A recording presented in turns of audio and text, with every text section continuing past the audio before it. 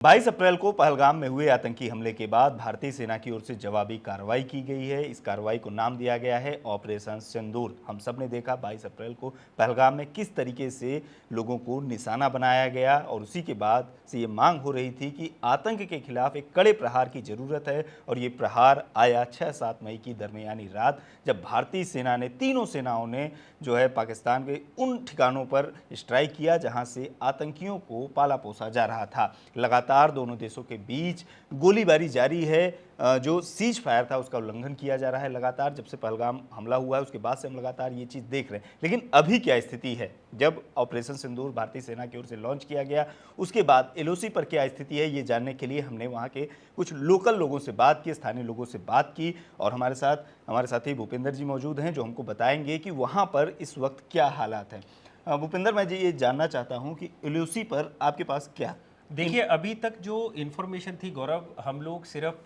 Social media के ज़रिए जो भी चीज़ें हमारे तक पहुंच रही थी, हम वही चीज़ों को फ़िल्टर आउट करके लोगों तक डिलीवर कर रहे थे, अपने व्यूअर्स तक लेकर जा रहे थे। और जो भी खबरें सेना की तरफ से या ऑफिशियल हैंडल्स की तरफ से हमारे पास आ रही थी।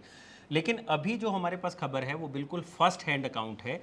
अभी तक हमने सिर्फ वो विजुअल्स देखे हैं जो या तो हमको सोशल मीडिया पे दिखाई दिए, या फिर ऐसे विजुअल्स जिसमें पाकिस्तान में हर चीज़ तबाह हुई है। बिल्कुल। और ठीक है, बहुत सारा तो फेक न्यूज भी इसी बीच बिल्कुल वो पुराने हो रहा है। वीडियोस तो चलाए इसमें जा रहे हैं। हाँ। इधर कोई मिग हमारा गिरा था जैसलमेर में, उसका वीडियो पाकिस्तान चला के दिखा रहा है कि उन्होंने हमारा प्लेन गिरा दिया। खैर, ये बात की बातें हैं। लेकिन जो सबसे अहम बात है वो ये है कि हमारी अभी बात हुई है, उरी के पास गांव पड़ता है जहां से पीओके साफ दिखाई देता है, वो है बालकोट। ठीक है, बालकोट एक ऐसा गांव है, अगर आप उसके जो वहाँ के रहने वाले लोग हैं उनके घरों की अगर सामने की अगर आप विजुअल्स की बात करेंगे तो वहाँ से उनको पाकिस्तान, यानी कि पाकिस्तान ऑक्यूपाइड जो कश्मीर है उसके घर दिखाई देते हैं। और थोड़ा सा आगे की तरफ बढ़ेंगे तो आपको पाकिस्तानी चौकियाँ भी दिखाई देती हैं। तो जब हम लोग आफ्टर 22 अप्रैल का जो पहलगाम अटैक हुआ उसके बाद हम लोग ग्राउंड रिपोर्टिंग के लिए वहाँ पर उतरे, तो हम लोग स्पेशली बालकोट गए। बालकोट इसलिए जाना हुआ ताकि हम लोग ये समझ पाएँ कि जो शेलिंग होती है उससे वहाँ के रहने वाले लोगों पर क्या असर पड़ता है, और जो वॉर की बात हम लोग कर रहे थे अगर वो शुरू होती है तो उसको लेकर वहाँ के लोग क्या सोचते हैं, उनकी क्या साइकी है उस चीज़ को लेकर। तो वहाँ पर मैं नाम डिस्क्लोज नहीं करना चाहूँगा due to their own personal safety. तो वहाँ के रहने वाले जो लोकल हैं उनसे हमारी बात हुई, अभी जस्ट हम लोगों ने आधे घंटे पहले उनसे बात की है। तो उन्होंने हमको बताया कि रात भर बालकोट में शेलिंग हुई है।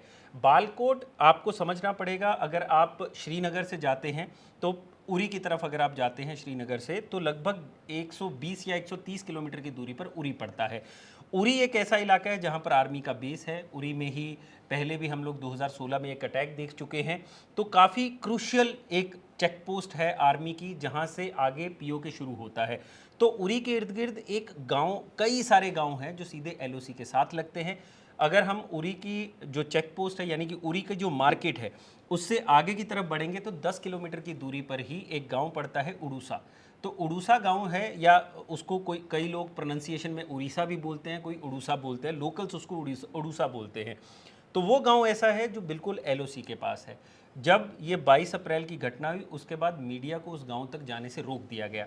लेकिन जब हमारी आर्मी के लोगों से वहां पर बात हुई तो हमें समझ आया कि बालकोट भी एक ऐसा गांव है जो पीओके और आर्मी, जो उधर की पाकिस्तान रेंजर्स है या उनकी चौकियां हैं जो पाकिस्तान आर्मी की, वो उसके बिल्कुल जद में आता है।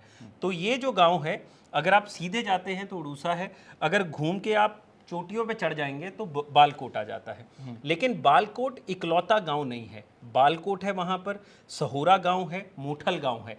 ये तीन ऐसे गांव हैं जो लगातार शेलिंग की जद में आते रहे हैं। हालांकि वहां के लोकल्स का ये कहना था कि 2019 के बाद से ही वहां पर शांति थी। पिछले 4 से 5 सालों में उन्होंने किसी भी तरह की शेलिंग नहीं देखी थी। लेकिन उससे पहले जब शेलिंग हुई है तो उन्होंने बहुत कुछ गंवाया है अपना।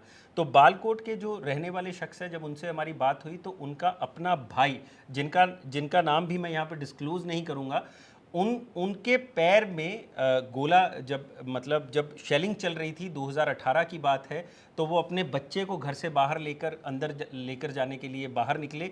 तो उसी दौरान शेलिंग वहाँ पर हुई, वो हथगोला फटा और उनका पैर उसमें ज़ाया हो गया। पैर बिल्कुल ख़राब हो गया, लगभग 2 साल उनको बेड रेस्ट पे रहना पड़ा। उसके बाद कहीं जाकर बड़े सारी सर्जरीज़ के बाद वो आदमी चलने लायक हो पाया। तो ऐसी एक कहानी नहीं है, बालकोट में ऐसी कई कहानियां हैं। सहोरा गांव की कहानी वो हमको बताते हैं कि उसी दौरान शेलिंग में 3 से 4 महिलाएं वहां पर मारी गई थी, जिनके घर में शेलिंग सीधी गिरी आकर। तो ये इतना क्रूशियल जगह है। ये अब आज क्या हुआ है? आज क्या हुआ है, मैं उसी पे आने वाला हूँ। तो बालकोट में जब हमारी इनसे बात हुई है कि वहाँ पर कैसी स्थिति है, तो इनका ये कहना है कि पूरी रात भर से वहाँ पर लगातार शेलिंग जारी है। वो इसी चीज़ से डरे हुए थे, क्योंकि बालकोट एक ऐसी जगह है जहाँ पर कोई भी कम्युनिटी बंकर नहीं है। कम्युनिटी बंकर वो होते हैं जो आर्मी या सरकार बनाकर देती है। उन बंकर्स में लोग छुप जाते हैं ताकि उनकी जान बच सके किसी तरह से। तो जिस शख्स से मेरी बात हुई वो इकलौता आदमी है गांव में जिसके पास एक बंकर है, वो भी अपने पैसे से बनाया गया। ठीक है, तो रात भर से वहां पर शेलिंग जारी है और उनका ये कहना है कि लगातार यही डर बना हुआ है कि किसी का भी घर या किसी की भी जान वहां पर जा सकती है। जब हमने डैमेज की कोई डैमेज उनका, मैं वही बताने लगा हूं, डैमेज उनका ये कहना है कि फिलहाल जो शेलिंग हुई है उसमें किसी तरह का डैमेज तो नहीं हुआ घरों को, लेकिन बालकोट के पास ही यानी कि थोड़ी दूरी पर ही एलओसी के पास गांव पड़ता है सलामाबाद, वहां के विजुअल्स उन्होंने हमें भेजे हैं जो वहां के लोकल कश्मीरी जो लोग रह रहे हैं उस एलओसी के पास वहां डिस्ट्रीब्यूट हुए होंगे। उनका कोई जानने वाला वहां पर है जिनके घरों पर शेलिंग हुई है और लगभग 3 घर उसमें ज़ाया हुए हैं। उन 3 घरों को काफ़ी नुकसान पहुंचा है। हालांकि इनको भी इस चीज़ का कोई अभी इल्म नहीं है कि वहां पर कोई किसी की जान गई है या नहीं गई है, लेकिन वीडियोस में हम साफ सुन सकते हैं कि डॉक्टर बशीर नाम के कोई शख्स है जिनके घर पर शेलिंग हुई है और उनका पूरा घर वहां पे तबाह हो गया है। ये डॉक्टर बशीर साहब का मकान है। ये जो है डॉक्टर बशीर साहब का मकान इस्लामाबाद के अंदर। यहाँ अगर फायर लगा है यहाँ पर, इनके बगल में ये लगा है, इस मकान में लगा है। ये मकान तीनों जल गए हैं। तो सलामाबाद की अगर आप लोकेशन देखेंगे तो सलामाबाद बिल्कुल एलओसी के पास पड़ता है। तो ऐसे कई गांव हैं आसपास। ऐसा ही एक गांव है वहां पर हथलंगा। हथलंगा एक ऐसा गांव है कि अगर आप बालकोट से 4 किलोमीटर ऊपर की तरफ जाएंगे तो वहां पे एक आर्मी चेक पोस्ट आती है। आर्मी चेक पोस्ट के 1.5 किलोमीटर बाद वो गांव पड़ता है। तो हथलंगा के लोग एलओसी की जो फेंसिंग है उससे भी दूसरी तरफ रहते हैं। तो लेकिन वो पड़ता गांव हिंदुस्तान में ही है, यानी कि ये इतना वल्नरेबल गांव है कि अगर वहां से शेलिंग होती है तो हथलंगा के लोगों के लिए बहुत बड़ी मुसीबत खड़ी दोनों हो तरफ सकती से है। दोनों तरफ से जद में आ सकते हैं। और जाने का देखिए तरीका क्या है, उन लोगों को रोज़ अपनी एक पर्ची बनानी पड़ती है, फिर वो इधर की तरफ काम करने आते हैं उरी की तरफ, और रोज़ शाम को उनको दोबारा एंट्री करनी पड़ती है। और उस गांव में बाहर का कोई भी शख्स नहीं जा सकता आर्मी की इजाज़त के बिना, ठीक है ना। उसके लिए भी आपको हाई लेवल की इजाज़त चाहिए, तब आप उस गाँव में घुस सकते हैं।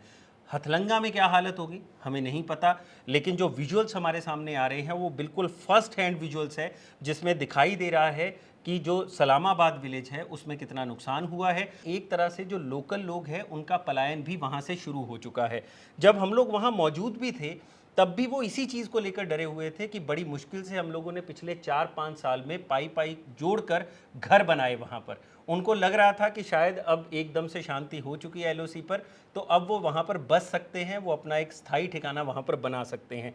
लेकिन वो इसी चीज़ से डरे हुए थे कि अगर ये शेलिंग दोबारा शुरू हुई तो उनका क्या होगा। तो ये जो जान माल का नुकसान है वो तो है ही है, और वहाँ के लोग जो सबसे ज़्यादा डरे हुए थे वो थे अपने बच्चों की सेफ्टी के लिए। वहाँ पर जो स्कूल है, बालकोट से आप आगे की तरफ बढ़ेंगे तो और एलओसी की तरफ जाना पड़ता है जहाँ पे बच्चों का स्कूल है।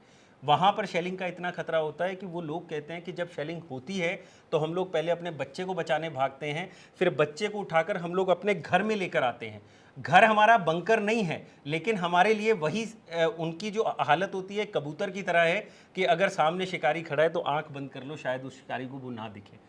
तो उनके पास अपने घर में छुपने के अलावा और कोई जगह नहीं है वहाँ पे।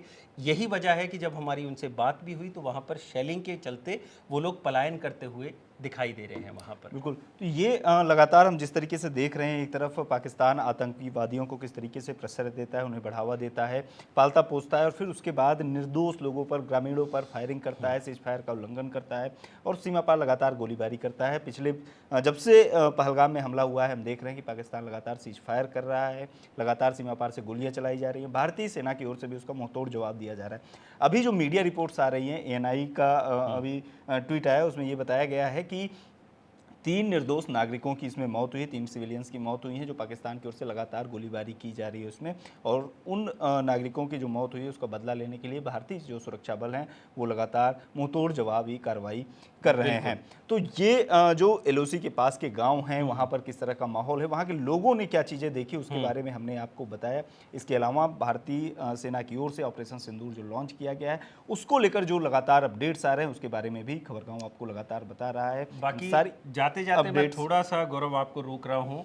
जो हमने गांव की आपसे बात की है, बालकोट की बात की है, वहाँ के विक्टिम्स की बात की है, जिनके साथ शेलिंग हुई है, जो शेलिंग की जद में आए हैं, उनसे हम लोगों ने बात की है। उसका वीडियो भी कल हम लगाएंगे और हम लोग दिखाएंगे कि आखिर जो एलओसी के पास गांव है वहाँ के लोग कितने डरे हुए हैं और उनकी किस तरह की समस्याएं हैं। बंकर्स बनाए गए हैं छोटे छोटे, और ऐसी समस्याएं हैं जिनको अगर आप उस वीडियो में देखेंगे तो आपको समझ आएगा कि एलओसी पर रहने वाले शख्स की इस वक्त क्या मनोस्थिति होगी। बिल्कुल। तो खबरगांव पहुंचा है जो भारत का छोर है, शुरुआती छोर हम कह सकते हैं, वहां तक, वहां से जो भी चीज़ें हमने देखी है, किस तरीके से वहां पर लोग रह रहे हैं, किस तरीके से डर के साए में, आतंक के साए में उनको रहना पड़ता है, वहां पर उनको क्या दिक्कतें झेलनी पड़ती है, क्या समस्याएं उनको आती हैं, वो सब भूपेंद्र और जेरी ग्राउंड पर गए थे, वहां से लेकर आपके लिए आए हैं। इसके अलावा जो ऑपरेशन सिंदूर को लेकर लगातार अपडेट्स आ रहे हैं हम आप तक पहुंचा रहे हैं। बने रहिए खबरगांव के साथ। शुक्रिया।